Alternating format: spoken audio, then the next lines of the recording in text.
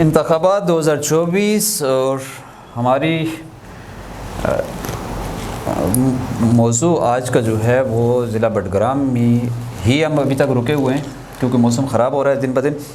لیکن آج کا سر ہمارا دو اس کے صوبائی حلقے ہیں پی کے 34 اور 35. تھوڑا سا اس کا ہم جائزہ لے لیتے ہیں کہ پہلے کیا پوزیشن رہی, اس وقت کیا پوزیشن ہے اور آگے کیا ہوگا. اچھا کہ ہوگا تو وہی جو منظور خدا ہوگا. اچھا یہ ہے جی, ہم نے دیکھا تھا کہ پچھلے حلقے میں ہم نے پہلے این اے کا جو بٹگرام کا قومی اسمبلی کا حلقہ ہے ہم نے اس پہ بات کی تھی. اب آتے ہیں ہم صوبائی اسمبلی کے حلقہ پی کے 34 اور 35 پر, بٹگرام 1 اور بٹگرام 2 پر. اس میں جو پی کے 34 میں جو بڑا مقابلہ ہونے جا رہا ہے وہ پکش جے یو آئی کا اور راہ حق پارٹی کا آپس میں ٹکرا ہوا ہے. یہاں پہ وہی صورتحال بن رہی ہے, ایز اٹ از وہی صورتحال بن رہی ہے. لیکن وہ مقابلے میں کس قدر آگے راہ حق پارٹی کتنا امپروو کرتی ہے خود کو, یہ بعد کی بات ہے, دیکھی جائے گی. لیکن اس میں زبیر خان جو آزاد حیثیت سے الیکشن دے رہے ہیں پی ٹی آئی کے ٹکٹ پر, وہ اور جے یو آئی کے شاہ حسین کا مقابلہ 1-1 ہے. اگر راہ حق پارٹی جے یو آئی کو شاہ حسین کے لیے خطرہ بن سکتی ہے تو وہ زبیر خان کا ایڈوانٹیج ہے. امیدوار ہیں اس میں ڈیفینیٹلی دیکھا جائے تو ظاہر ہے وہ پارٹی کا اس میں امیدوار ہیں جے یو آئی کے شاہ حسین ہیں, شاہ حسین خان, اور زبیر خان آزاد حیثیت سے پی ٹی آئی کے امیدوار جو تھے. راہ حق پارٹی کے شبیر عالم فاروقی ہیں, پی ایم ایل این کے عادل نواز خان سواتی ہیں, اے این پی کے محمد ارشد خان ہیں, تحریک انقلاب کے محمد نعیم خان ہیں, جن کے بارے میں آپ کو بتایا ہے نا کہ انہوں نے وہ تحریک انقلاب بنائی ہوئی ہے. ٹھیک, اچھا یہ ان کے بھائی جو ہیں وہ ان کے بھائی بالکل وہ یہاں پر الیکشن یہ بھی اچھے خاصے.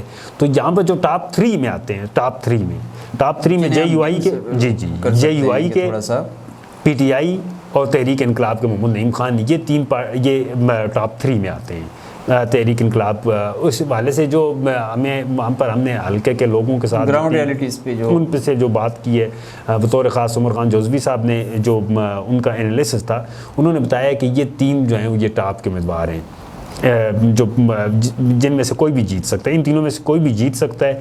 پی ایم ایل این کی پوزیشن وہاں پر کمزور ہے, اے این پی کی بھی کمزور ہے, اور نیاز محمد خان ہے, عجب خان دشانی, باقی آزاد امیدوار ہیں. صحیح ہے یہ.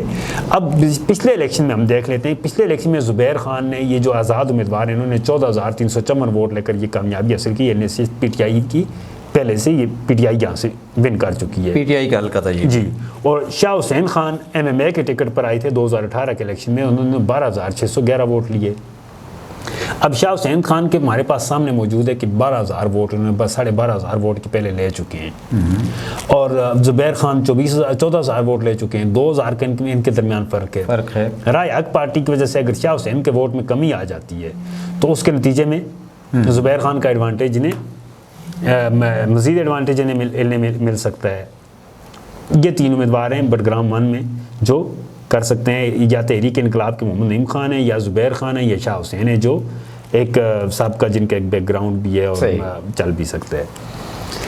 آگے پی کے 35 ہے. پی کے 35 جو ہے تو اس میں جے یو آئی نے اس مرتبہ ٹکٹ دیا ہے نوابزادہ ولی محمد خان کو.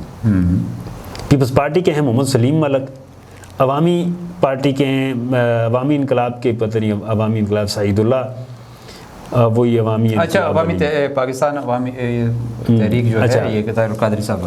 ایک ہیں تاج محمد خان ترند, یہ پی ٹی آئی کے ٹکٹ پر پچھلے پی اے بھی یہی ہیں. خیال محمد ہے ان کے معاملے ساتھ. 6 امیدوار سید معتبر شاہ ہیں, 7ویں عبد المتین ہیں, 8ویں مطیع الرحمان ہیں, 9ویں نیاز محمد ہیں, 10ویں غلام محمد ہیں, 11ویں محمد صدیق ہیں, اے این پی سے ہیں. 11 امیدوار ہیں, اور 11 امیدواروں میں سے جو پچھلا الیکشن تھا ان الیکشن سے ہم دیکھتے ہیں کہ تاج محمد ترند نے 21,106 ووٹ لے کر یہ کامیاب ہو گئے تھے. ان کا ایک بہت بڑا بیک گراؤنڈ ہے, ان کے والد جو ہیں تو وہ بھی ایم پی اے رہ چکے ہیں, یہ ڈسٹرکٹ ناظم بھی رہ چکے ہیں, یہ 3 مرتبہ ان کے والد مطلب سب کا سیاسی خاندان ہے. یہ اس وقت پی ٹی آئی کے ساتھ ہے. اچھا دلی طور پر دل تو اللہ, دلوں کے حال تو اللہ جانتا ہے, لیکن یہ سابقہ الیکشن میں پی ٹی آئی کے ٹکٹ کے ہولڈر تھے اور 21,106 ووٹ لیے تھے. ان کے مقابلے میں راہ حق پارٹی کے عطا محمد دیشانی صاحب تھے جو اس مرتبہ قومی اسمبلی پر آئے ہیں, اور ان کا ووٹ یہاں پر یہ ریزنیبل جو کاؤنٹ کرتا ہے وہ 17,349 ووٹ انہوں نے صوبائی اسمبلی سے اٹھائے ہوئے ہیں, تو اب قومی پر ہیں. بڑا ووٹ یہاں پر ان کے مقابلے میں پچھلے عرصے میں پچھلا جو رائے حق پارٹی سے جو 2018 میں جب یہ آئے اس وقت ان کے مقابلے میں مذہبی قوتیں دوسری نہیں تھیں، اور اس مرتبہ یہ خود آپس میں دونوں چونکہ ان کے درمیان ٹکراؤ آ رہا ہے۔ نظریاتی مکتبہ فکر ہے اس اب قاری محمد یوسف صاحب یا عطا محمد دیشانی صاحب میں سے کسی ایک کا انتخاب کرنا ہوگا مذہبی لوگوں کو نا، تو ووٹ بینک جو ہے ان کا 17,000 اس حلقے میں، پچھلے اس میں تھا، پچھلے حلقے پچھلے الیکشن میں اس وقت یہ پی کے 29 تھا، اس میں عطا محمد دیشانی صاحب 17,349 ووٹ لے چکے ہیں، اور اس مرتبہ اگر وہ قومی اسمبلی کے حلقے پر آتے ہیں 17,000 ووٹ ان میں سے صرف 17,000 یہ والی لے لیتے ہیں، تو دین پھر بھی مسئلہ ہے دوسری پارٹی کے لیے، یعنی یہ وننگ میں جا سکتے ہیں، وننگ کی اس پوزیشن میں جا سکتے ہیں۔ شاید دیشانی صاحب مطلب یہ ایک خطرہ اپنے جے یو آئی کے قاری محمد یوسف 2 مرتبہ وہاں پر ایم پی رہ چکے ہیں نا، ایم این اے رہ چکے ہیں، لیکن یہ ہے کہ اس مرتبہ عطا محمد صاحب کے ساتھ اگر ان کا ٹکراؤ ہوتا ہے تو یہ دونوں رہ کے تو پھر پرنس نواز کے لیے یا یہ کسی تیسرے فریق کے لیے راستہ کھل سکتا ہے، تو یہ پوزیشن ہے پی کے 35 کی۔ یہ بٹگرام کا دوسرا حلقہ ہے اور یہاں سے 11 امیدوار اس وقت میدان میں۔ بٹگرام کا تجزیہ، بٹگرام کا تقریباً جو ایک کنکلوڈ کرتے ہوئے میں صرف یہ کہوں گا کہ بٹگرام کے اندر پی ٹی آئی کے جو وننگ کینڈیڈیٹس اس وقت دونوں موجود ہیں، جنہوں نے پچھلے الیکشن میں بھی کامیابی حاصل کی، پی ٹی آئی کے دونوں، اور بٹگرام کی تینوں نشستیں اس سے پہلے 2018 میں پی ٹی آئی جیت چکی ہے، قومی اسمبلی بھی پی ٹی آئی جیت گئی، صوبائی بھی جیت گئی۔ ظاہر ہے وہ تو حالات اس وقت کچھ اور تھے، مطلب پرنس نواز نے پی ٹی آئی پر کامیابی حاصل کی، زبیر خان نے کی، تاج محمد ترین نے کی، یہ 3 لوگ تھے، 2 قومی سے، 2 صوبائی سے اور 1 قومی سے۔ تو اس مرتبہ بھی انہیں اگر ٹکر کوئی سے مل رہی ہے تو وہ مذہبی جماعتوں کی طرف سے، لیکن مذہبی جماعتوں کے آپس میں ٹکراؤ ہے، عین ممکن ہے کہ اس مرتبہ بھی یہ اپنی پوزیشنیں بہتر کر لیں۔ ناظرین، امید ہے کہ ہم کسی حد تک ضلع بٹگرام کی سیاسی صورتحال کو واضح کر سکے ہیں، مکمل تو نہیں کہہ سکتے ہم، بہرحال انشاءاللہ العزیز یہ سلسلہ جاری رہے گا۔